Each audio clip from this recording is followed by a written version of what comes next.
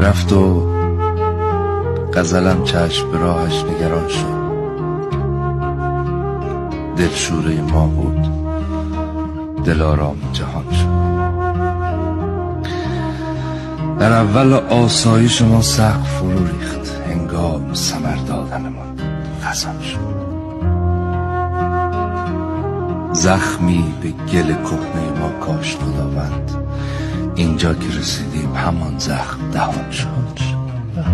آنگاه همان زخم، همان کوره کوچک شد قله یک آه، مسیر فوران شد. با ما که نمگیر غزل بود چنین کرد، با خلق ندانیم چه ها کرد چنان شد.